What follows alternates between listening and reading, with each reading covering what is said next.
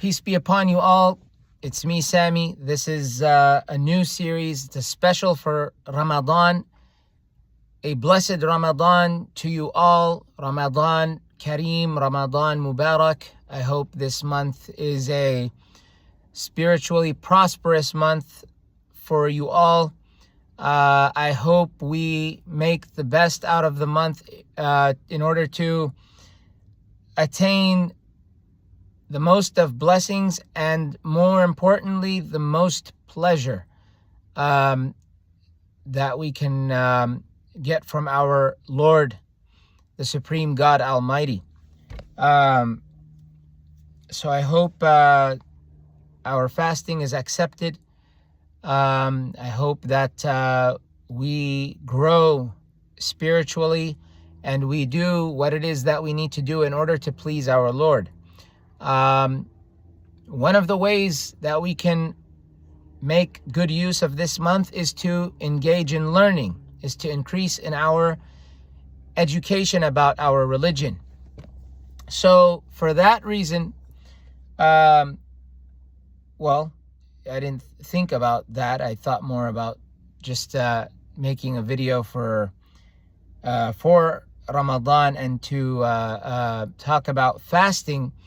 But for that reason, we can say I have chosen to do a series on Ramadan, on fasting, specifically for Ramadan. So we're going to be making use of this month. How many days it will take, I do not know, but we will talk about, so it's, we might even be done with this by the end of the, we'll see how it goes in any case, timing, because there's not too much content, but, too much content as in there's not content that would occupy an entire month, I don't think. But in any case, we're going to be using this text. It's Bidayatul Mujtahid wa Nihayatul Muqtasid by Ibn Rushd. Ibn Rushd is it's the Distinguished Jurist's Primer. This is the first volume. It's translated by Imran Ahsan Khan Niazi. Imran Ahsan Khan Niazi, or Niazi. And it's the book, the original book in Arabic was written by Ibn Rushd. Ibn Rushd is Muhammad ibn Ahmad ibn Muhammad ibn Rushd al-Hafidh. He was the grandson, because there are two Ibn Rushds, the Jad, the grandfather, and the grandson. This is the grandson. He's also known as Averroes. He was a jurist. He was a jurist, and he subscribed to the Maliki school. His Aqidah, he was an Ash'ari, if I'm not mistaken. He lived in Spain. So he was in Spain. He was of Arab heritage in mind, I believe, but he lived in Spain, just like many of our early scholars lived. Many of the early scholars lived. So he wrote a book which compares different views, jurisprudential views, in Islam, and this is it. This is the first volume. There's another volume, volume 2.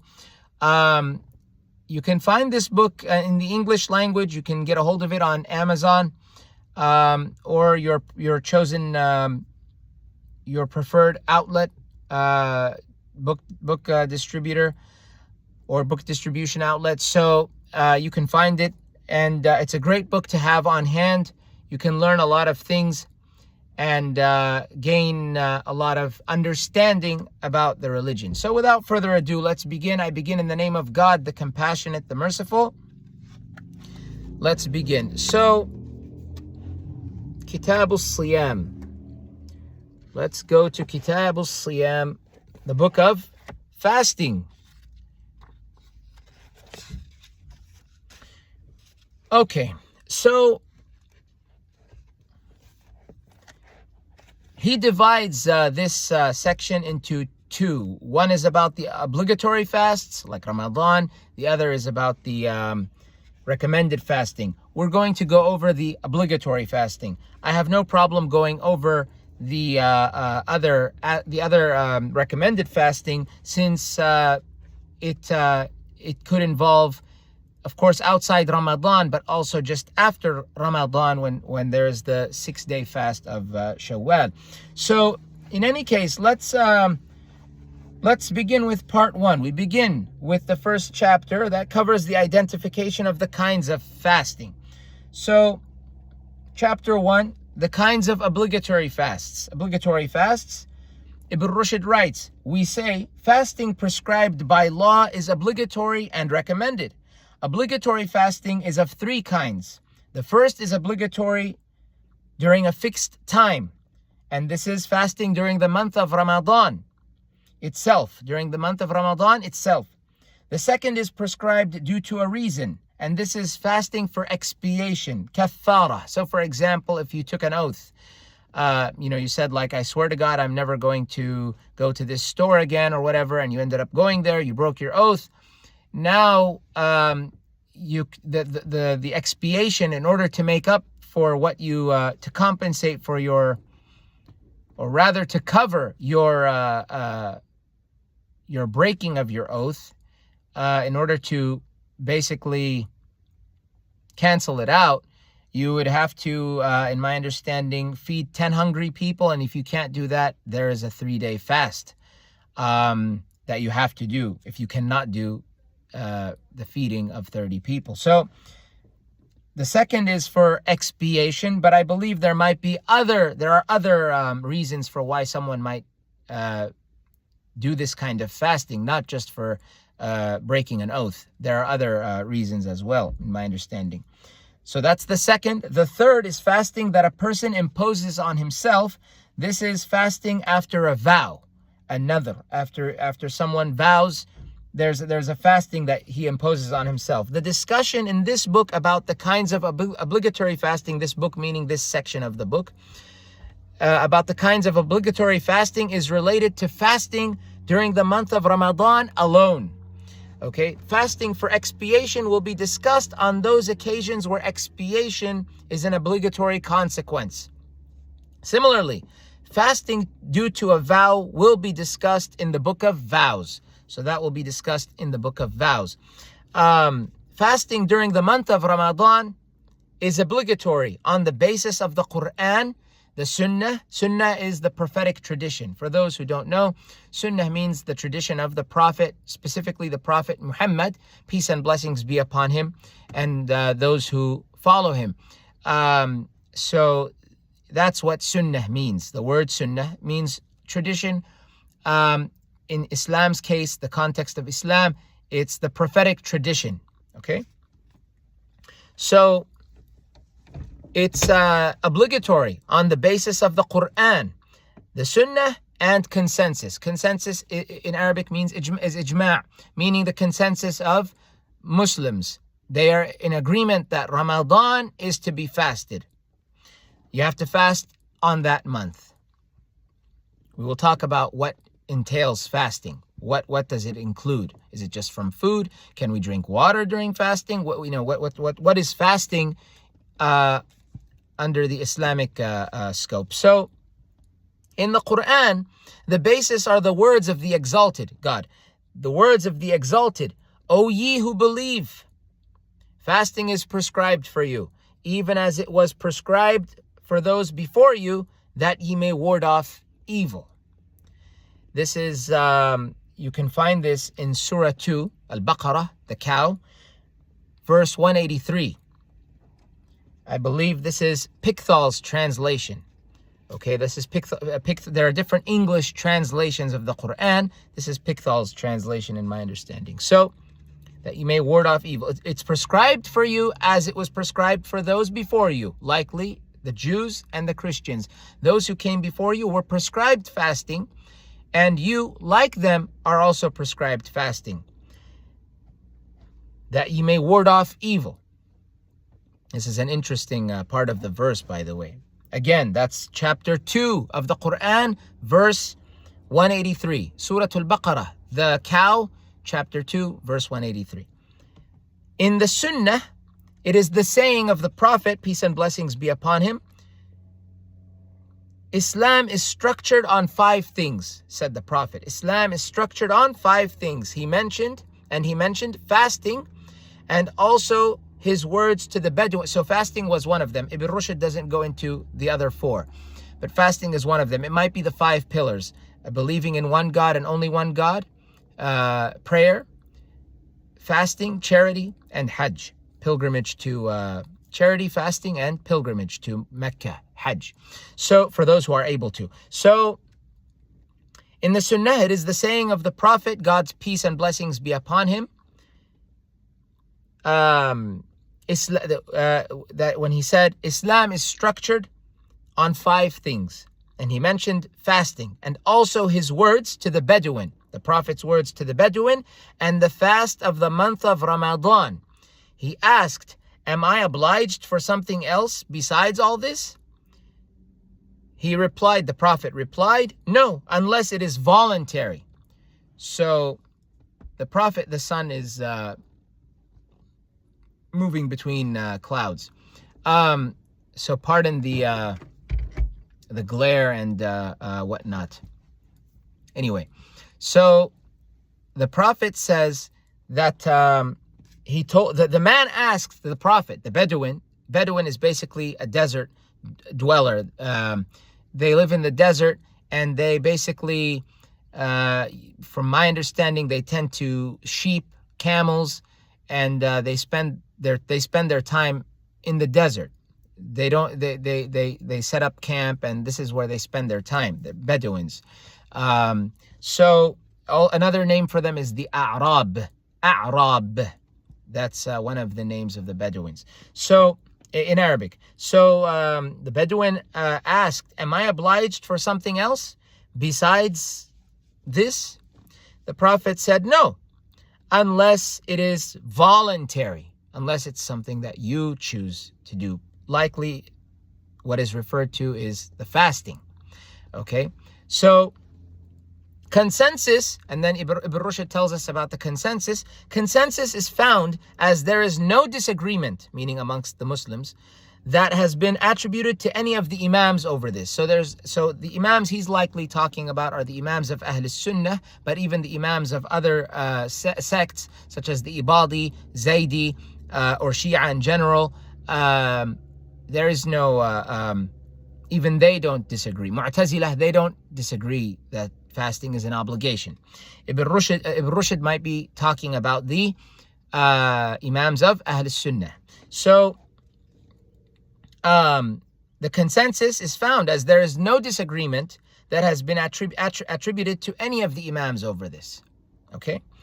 The person on whom it is obligatory without a choice is the believer who is a major, meaning he's an adult, not a minor. He's an adult. Adult in Islam, by the way, it's not like in America where you're 18, you're an adult. No. Or 21. No. In Islam, becoming an adult is becoming of, you've basically reached puberty. In my understanding, for a man, it's when he experiences a wet dream. He has a nocturnal emission. So we have to talk about these subjects. So it's when, this is one of the signs. So it's like when, he's asleep, whatever, and he has a dream of something, he sees, someone that he wants to marry or something, and he has a wet dream. That's a sign that he's at the age of maturity. That's a sign. There might be other signs as well, but that is one of the major signs, if I'm not mistaken. For the woman, one of the major signs is that she has experienced her first menstrual cycle. In Islam, that is what makes an adult an adult. It's not that, oh, this person is 9 or this person is 12 or this person is 18. That's not how it works. There is no number that you can just give it. I mean, you could give it like, there might be, a general number, like 15 for men and maybe 9 for women, something like that, generally speaking. But it differs. For some men, it might take longer. For some women, it might take longer. Others, it might happen earlier. It all depends on the person. Age is not something that is determined by mere number. That's not how it works. So the West can do what it wants to do. That's what the West wants to do. We abide by the law. We follow the law, but we don't spiritually, we do not agree with the law. And that's how it is, not just for us Muslims, but perhaps even for the Jews, perhaps even for others as well, maybe the Christians as well. So because there is no number, that's mentioned. So, the one who upon whom it is obligatory to fast is without a choice, is the believer who is an adult, major, and a sane person. He's sane. Sane meaning that the person is not insane. He's not someone that has a mental issue in which... so there are those who have mental issues, but they cannot...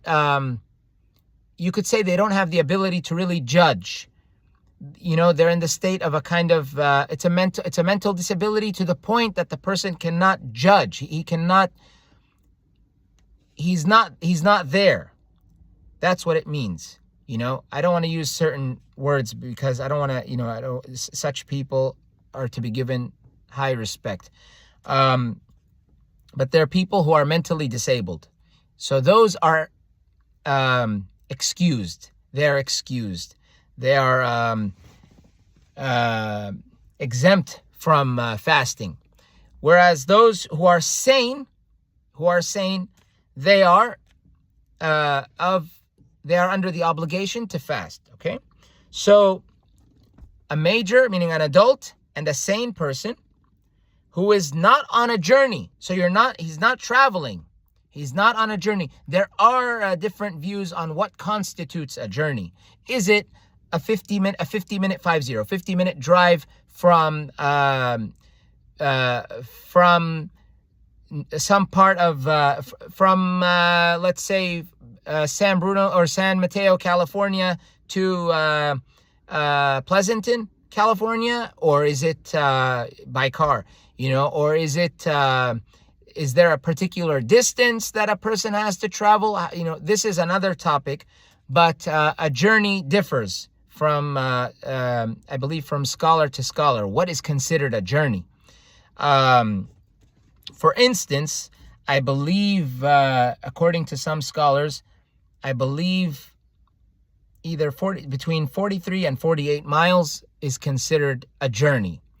Once you hit that number, 43 to 48 miles, Western American miles, I don't know how much that would be in kilometers, but that is basically the so once you pass that, you're in the state of a journey. You shouldn't be fasting. Now, the person, I don't know if if he can fast, if he chooses to fast, but according to Ibn Rushd, it's obligatory without a choice upon the believer who is a major, an adult, a sane person who is not on a journey, is in sound health, not sick. He's in sound health and is free of a relieving factor, which is menstruation for women. So when a woman is in her menses, she cannot fast, according to, in my understanding, the majority of scholars. I don't want to say all scholars, because you will almost always find a scholar out there, a renowned scholar, who will have a view that might be different than the majority. So, and his view may carry a lot of weight. Okay, so yes, there is no dispute over this. So Ibn Rushd says there is no dispute over this. There is no dispute over this because of the words of the Exalted, and whosoever of you is present, living through the month, whosoever of you is present, let him fast the month. That's found in chapter 2, Surah Al-Baqarah, again, the cow, verse 185. Verse 185. The statement that's in parentheses, so what's in parentheses is, or in brackets, is living through the month. That's added by Pickthall, the translator. So these are the kinds of obligatory fasts, okay? These are the kinds of obligatory fasts. I'm going to end this particular discussion here, but I'm going to continue with part 2, because it's a different chapter. We're going to do part 2 as a separate chapter, And then from there, we'll, I think we can, because this can be considered an introduction. From there, we will continue from chapter 2. So we finished chapter 1. Chapter 2 discusses the integral elements, or the arkan, the pillars of fasts. So, by the way, so he includes, Ibn Rushd includes the views of different people, different scholars. Imam Abu Hanifa, Malik, Al-Shafi'i, Ahmad ibn Hanbal, others like perhaps Ibn Abi Layla, Abu Thawr, the Zahiris, Dawood al-Zahiri, and others. Also from the Sahaba and the Tabi'een, such as and Sahaba and Tabi'een, and wives like Aisha, peace be upon them all. I say peace be upon them, no problem with that. Wishing peace upon anyone, there's nothing wrong with that. So people like Aisha and others. So we will see differences of views in accordance with as far as this book is concerned. If you read another book, you might find that other people may have said something similar. Or you might find that people said what Ibn Rushd included, as well as more views. Okay, so that's how it is. So this book is, I think, a decent book. It's a good book to start with, God willing. So let's hope that we get the most out of it. I'm going to make the other video as a continuing on with where we are. We will move on to chapter 2, God willing. Okay, peace be with you, and I'll see you on the next video, God willing.